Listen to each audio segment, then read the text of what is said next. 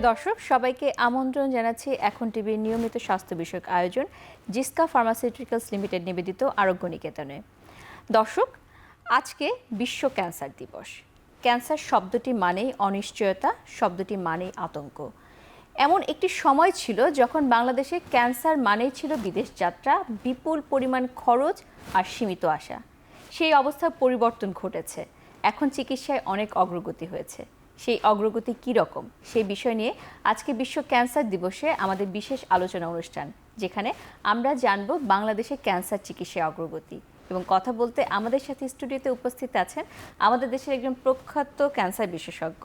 আমাদের সাথে আছেন এস.এম. নাজমুল আলম, সহকারী অধ্যাপক, ক্যান্সার বিভাগ, টাঙ্গাইল মেডিকেল কলেজ হাসপাতাল। আপনাকে স্বাগত জানাচ্ছি আমাদের অনুষ্ঠানে। জি, অসংখ্য ধন্যবাদ এবং এখন টিভিকে অনেক ধন্যবাদ আমাকে এই প্রোগ্রামে যুক্ত করার জন্য।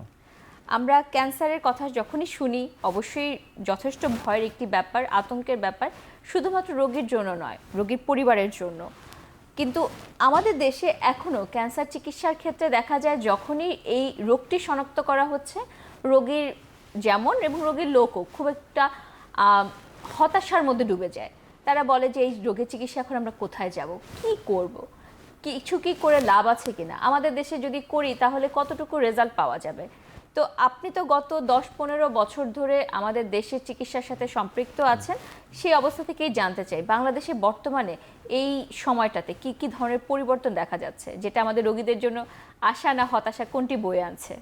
আমাদের দেশে দেখা যাচ্ছে যতই দিন যাচ্ছে ক্যান্সারের প্রাদুর্ভাব খুবই বেড়ে যাচ্ছে এবং দেখা যাচ্ছে যে ক্যান্সারের প্রাদুর্ভাব বেড়ে যাওয়াতে সবগুলো রোগী খুব লাস্ট স্টেজে ধরা পড়ছে, একদম শুরুর দিকে ধরা পড়ছে না।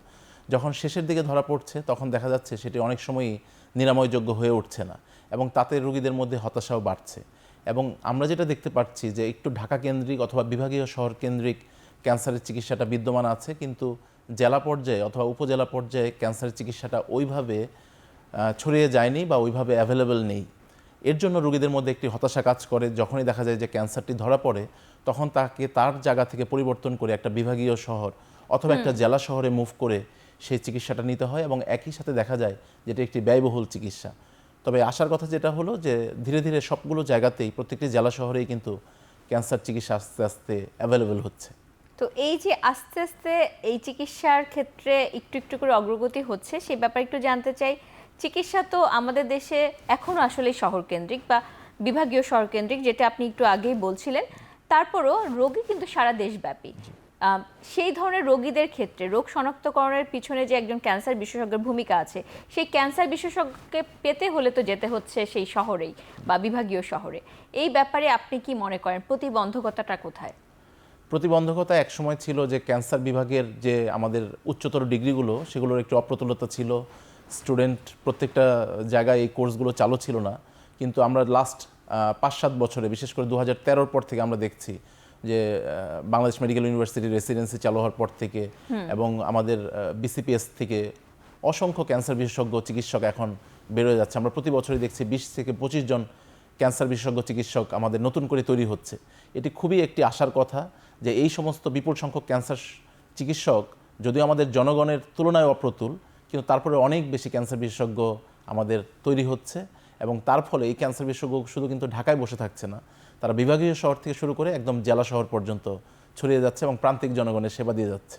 জি, খুবই ভালো একটি কথা শুনতে পেলাম। নিশ্চয়ই আমাদের দর্শক এই ব্যাপারে খুবই খুশি হবেন কথাটি শুনে। কিন্তু আমরা যতটুকু জানি যে ক্যান্সার চিকিৎসা আসলে বিশেষায়িত চিকিৎসা এবং এই ক্ষেত্রে বিভিন্ন ধরনের পদ্ধতি প্রয়োজন হয়, সেটি রোগ শনাক্তকরণ থেকে শুরু করে রোগের চিকিৎসা চালিয়ে যাওয়া পর্যন্ত। সেই ক্ষেত্রে কি আপনি মনে করেন যে আমাদের দেশ স্বয়ংসম্পূর্ণ?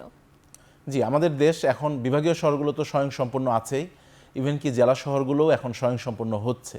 যেমন আমরা যদি বলতে চাই যে সবার আগে ডায়াগনোসিস, একটা ডায়াগনোসিস করতে গেলে সেই শহরে সিটি স্ক্যান, এমআরআই অথবা অনুবীক্ষণ যন্ত্রের নিচে যেটা দেখি আমরা সিটি গাইডেড কোর বায়োপসি অথবা আল্ট্রাসোনো গাইডেড বায়োপসি অথবা এফএনএসি, এই পরীক্ষাগুলোর মাধ্যমেই কিন্তু আমরা ক্যান্সার শনাক্ত করি।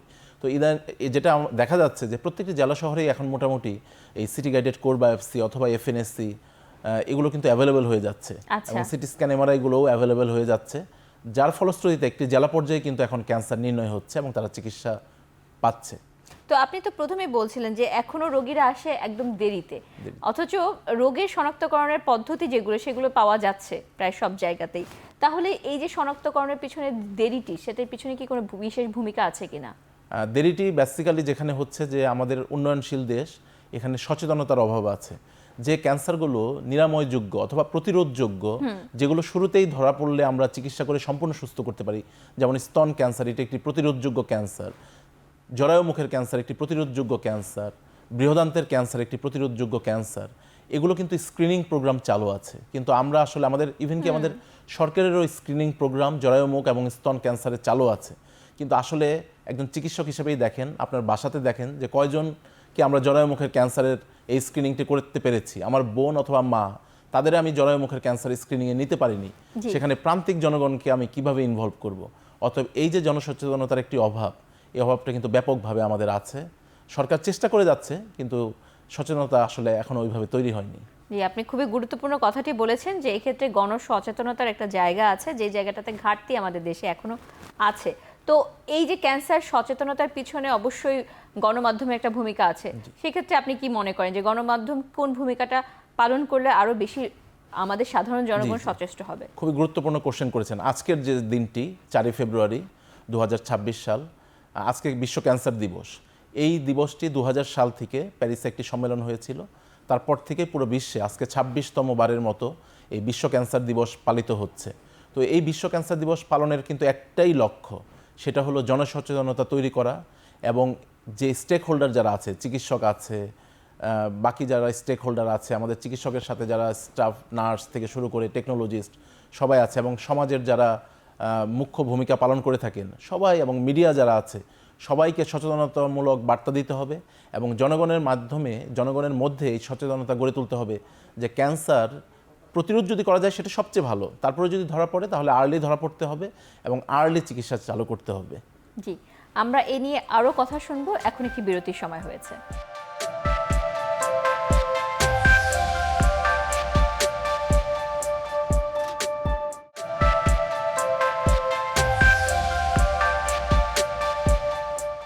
বিরতির পর আবারও স্বাগত জানাচ্ছি আরোগ্য নিকেতনে। জিসকা ফার্মাসিউটিক্যালস লিমিটেড নিবেদিত এই বিশেষ অনুষ্ঠানে আজকে আমরা কথা বলছি বাংলাদেশে ক্যান্সার চিকিৎসার অগ্রগতি নিয়ে। বাংলাদেশে ক্যান্সার চিকিৎসার কথা যখন শোনা যাচ্ছে, আপনি বলছিলেন যে হ্যাঁ, একটু একটু করে আমরা দেখতে পাচ্ছি যে এখানে ক্যান্সার বিশেষজ্ঞ যথেষ্ট আছে, কিন্তু ক্যান্সার চিকিৎসার ক্ষেত্রে একটা বড় ভূমিকা হচ্ছে টেকনোলজিস্ট বা প্রযুক্তিবিদ, এবং সেক্ষেত্রে টেকনোলজিস্টের সাথে টেকনোলজির একটা সম্পর্ক আছে। সেক্ষেত্রে আমাদের দেশের অবস্থান কোথায়? খুবই গুরুত্বপূর্ণ কোশ্চেন করেছেন। ক্যান্সার চিকিৎসা মূলত 3টি প্রধান চিকিৎসা: সার্জারি, কেমোথেরাপি এবং রেডিওথেরাপি। সার্জারি যেরকম আমাদের খুব ভালো ভালো সার্জন আছে, এগুলো হচ্ছে। আমাদের কেমোথেরাপি কিন্তু একদম প্রান্তিক পর্যায়ে, জেলা শহর পর্যন্ত পৌঁছে গেছে, আমরা কেমোথেরাপি দিচ্ছি।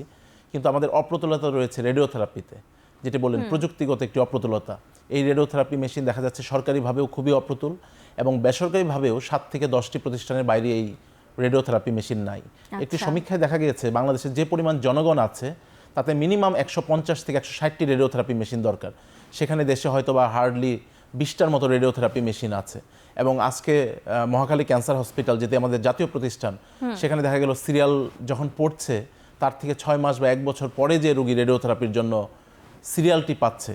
তো এখানে আসলে এই যে রেডিওথেরাপি মেশিনগুলো আছে, এগুলো আসলে সরকারের পক্ষ থেকে ডেফিনেটলি বাড়ানো উচিত, এবং সেজন্য সরকার উদ্যোগও নিয়েছে। প্রত্যেকটি বিভাগে কিডনি ক্যান্সার এবং হৃদরোগের একটি বিভাগীয় স্পেশালাইজড একটি হসপিটাল করছে, এবং আসার কথা যে ওখানে প্রত্যেকটি এই বিভাগীয় হসপিটালগুলোতে 2টি করে রেডিওথেরাপি মেশিন বসলে ইনশাআল্লাহ প্রান্তিক জনগণ এই বিভাগীয় শহরগুলোতে রেডিওথেরাপির চিকিৎসা পাবে। এবং একই সাথে টেকনোলজিস্ট, এই রেডিওথেরাপি মেশিন চালানোর জন্য যেমন রেডিয়েশন ফিজিসিস্ট দরকার, রেডিয়েশন টেকনোলজিস্ট দরকার। তো আমার মনে হয় সরকার যখন রেডিওথেরাপি মেশিনগুলো দিবে তখন এই সংখ্যাও খুবই অপ্রতুল আছে, যারা টেকনোলজিস্ট আছে এবং রেডিয়েশন ফিজিসিস্ট আছে, তাদেরও সরকার আশা করি নিয়োগ দিবে, এবং আমাদের সাথে কাঁধে কাঁধ রেখে তারা ক্যান্সার রোগীদের জন্য কাজ করবে। যেমন ক্যান্সার চিকিৎসার ক্ষেত্রে টেকনোলজিস্টের ভূমিকা আছে, তেমনি প্রযুক্তির বিভিন্ন ধরনের ভূমিকা আছে। তো আমাদের দেশে যেমন আমরা ক্যান্সার চিকিৎসার ক্ষেত্রে রেডিওথেরাপি, কেমোথেরাপির কথা শুনি, ইদানিং শুনি আরও বিশেষ কিছু কথাবার্তা, যেমন টার্গেটেড থেরাপি ইত্যাদি ইত্যাদি। আমরা যখন পার্শ্ববর্তী দেশের দিকে তাকাই তখন দেখি যে তারা এই দিক থেকে অনেক এগিয়ে গিয়েছে। আমাদের দেশের অবস্থানটি কোথায়? জি, আমাদের দেশেও এই অবস্থানে অনেক এগিয়ে গিয়েছে। আমরা যেটা বলছিলাম যে আগে শুধুমাত্র কেমোথেরাপির নাম শুনতাম, এখন targeted therapy, immunotherapy, endocrine therapy, এরকম অসংখ্য এই মলিকুলার টার্গেটেড থেরাপিগুলো এবং ইমিউনোথেরাপিগুলো আমাদের অ্যাভেলেবেল হয়েছে। এবং আমাদের দেশের যে ফার্মাসিউটিক্যালস কোম্পানিগুলো আছে তারা এগুলো অ্যাভেলেবেল করেছে, এবং ফলশ্রুতিতে আমরা, যদিও এটি আসলে খুবই ব্যয় সাপেক্ষ ইমিউনোথেরাপিগুলো, কিন্তু আমরা কিন্তু ইজিলি পেশেন্টদের দিতে পারছি। এবং পার্শ্ববর্তী দেশে যে ওষুধগুলো অ্যাভেলেবেল আছে আমাদের দেশেও বর্তমানে সেই একই ওষুধগুলোই অ্যাভেলেবেল আছে এবং আমরা নিয়মিত প্রয়োগ করছি। তো আমাদের দেশে যখন এই ধরনের ঔষধপত্রের ক্ষেত্রে একটু ঘাটতি তো আছেই, কিন্তু আমরা যতটুকু জানি যে আমাদের দেশে বিভিন্ন ধরনের ফার্মাসিউটিক্যালস এই ক্ষেত্রে অনেকটুকু অগ্রণী ভূমিকা পালন করছে। এই ব্যাপারে একটু জানতে চাই কতটুকু ভূমিকা পালন করছে এবং গ্যাপটি কোথায়, আরও কি কি করা সম্ভব?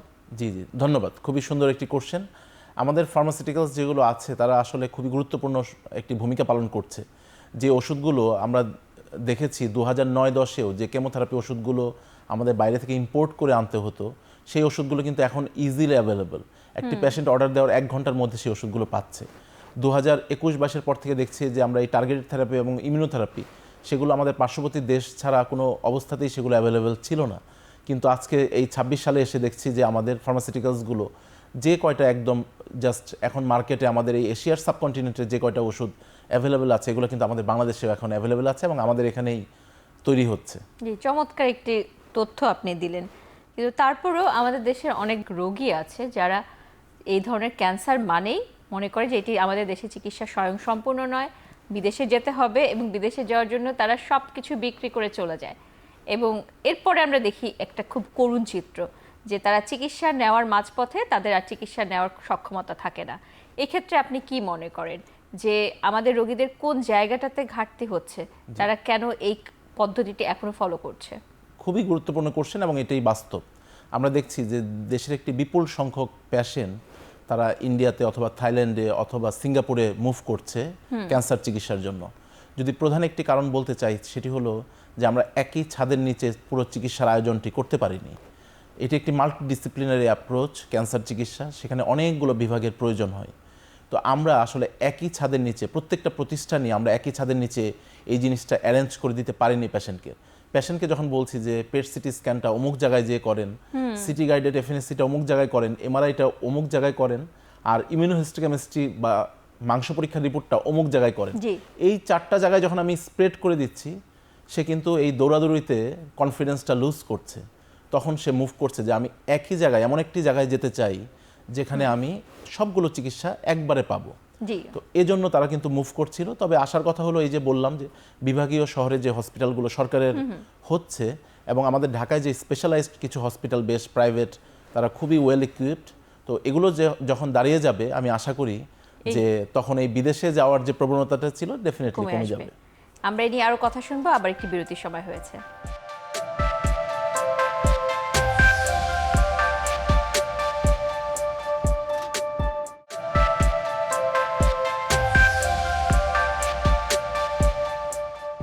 বিরতির পর আবারও আমন্ত্রণ জানাচ্ছি আরোগ্য নিকেতনে। জিসকা ফার্মাসিউটিক্যালস লিমিটেড নিবেদিত আজকের এই বিশেষ অনুষ্ঠানে আমরা কথা বলছি বাংলাদেশের ক্যান্সার চিকিৎসার অগ্রগতির কথা শুনতে তো ভালোই লাগছে, কিন্তু তারপরও দেখা যায় যে আমাদের দেশে ক্যান্সারের রোগী খুব একটা কমছে না, এবং যদি পরিসংখ্যানের দিকে তাকাই দেখা যাচ্ছে যে প্রায় সব ক্ষেত্রে ক্যান্সার হচ্ছে।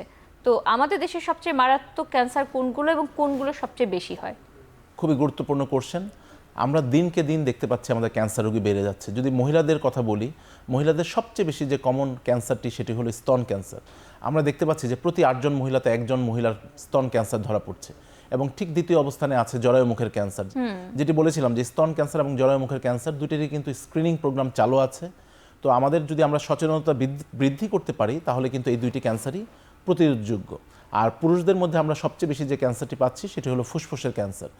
যেহেতু এটি খুবই প্রত্যক্ষভাবে ধূমপানের সাথে ওতপ্রোতভাবে জড়িত, অতএব যদি আমরা ধূমপানটা প্রিভেন্ট করতে পারি এবং সরকার থেকে ধূমপানটাকে একদমই নিরুৎসাহিত করতে পারি, তাহলে কিন্তু আমরা এই ধূমপান নিবারণের মাধ্যমে তাহলে কিন্তু আমরা এই ফুসফুসের ক্যান্সার, যেটা পুরুষদের সবচেয়ে বেশি হচ্ছে, সেটাও কিন্তু আমরা প্রতিরোধ করতে পারি।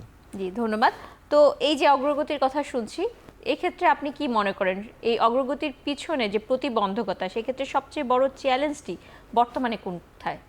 যে আমাদের যে চ্যালেঞ্জগুলো আছে, প্রথম চ্যালেঞ্জ তো অর্থনৈতিক কোনো সমস্যা, মানে কোনো, এটা বলতেই হয় যেহেতু আমাদের একটি উন্নয়নশীল দেশ, এখানে আমাদের অর্থনৈতিক একটি বড় সমস্যা আছে এবং একই সাথে আমাদের অবকাঠামোগত সমস্যা আছে, আমাদের রেডিওথেরাপি মেশিনের একটি অপ্রতুলতা আছে এবং একই সাথে এখন পর্যন্ত যত জনগণ সেই তুলনায় অনকোলজিস্ট অনেক হচ্ছে, কিন্তু আমাদের আরও অনকোলজিস্টের প্রয়োজন আছে।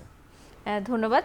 আমরা অসংখ্য কথা শুনলাম যেগুলো আশাব্যঞ্জক এবং যেগুলো অবশ্যই আমাদের দেশের চিকিৎসার ক্ষেত্রে বড় ভূমিকা পালন করবে। আমাদের দেশে আজকে পালিত হচ্ছে বিশ্ব ক্যান্সার দিবস। এই বিশ্ব ক্যান্সার দিবস উপলক্ষে আমাদের দেশে একটু কার্যক্রম সম্পর্কে সংক্ষেপে জেনে নিতে চাই আপনার কাছে। জি জি, ধন্যবাদ। আমাদের পুরো দেশ জুড়েই আজকে বিশ্ব ক্যান্সার দিবস পালিত হচ্ছে এবং এবারে প্রতিপাদ্য বিষয় হলো ইউনাইটেড বাই ইউনিক।